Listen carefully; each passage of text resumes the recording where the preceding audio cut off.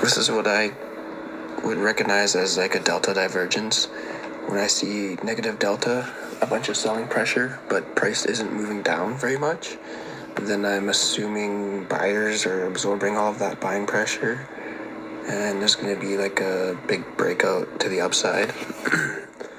And you'll start to notice that right when there's like a silence, like the market will pause for like a second, and then it'll just, a bunch of orders will cascade in, and then boom, and it's gonna happen like right here.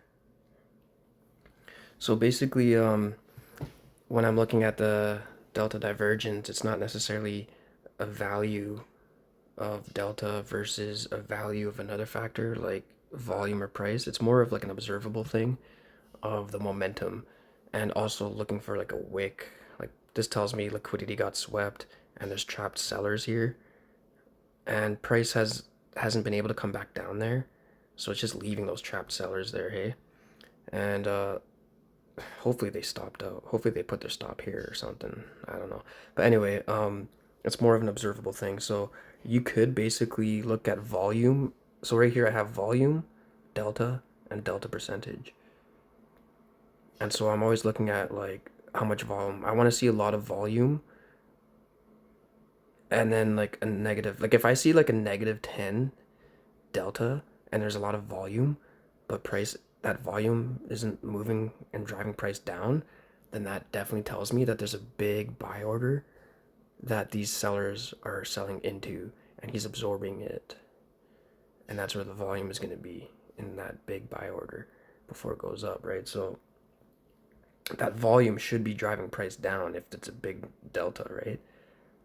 Yeah, actually, it shouldn't matter how much delta there is. Like, the higher the volume, you should definitely be driving price, but it's just kind of like jolting back and forth here, right? So that just tells me absorption is taking place here. And there's a big buy order just waiting for it to be absorbed from these dumb sellers.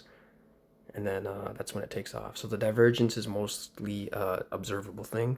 I mean, mostly when we have divergences, we're obviously looking at like indicators, and there's a value. But when we're doing like stochastics or RSI divergences between price action, it's mostly an observable thing anyway, right? You can see that on the RSI, there's a peak of a high and then there's a valley lower, so there's like a down line. But then on price, there's an up line. Like that's just observable, right? We don't always have to have like a delta value, but basically it is just a cumulative delta versus price. And I want to more say that it's price momentum. I hope that helps.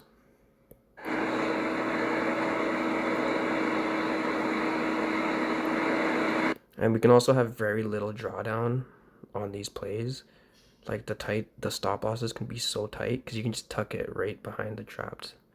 Well, you can just tuck it like even where that volume node is right here. You can tuck your stop loss there, but I like to tuck it right here because this is a volume node, a high volume node. I think on my daily profile. I think that's a daily profile. And if it stops me out there, like, so what? I lose $20.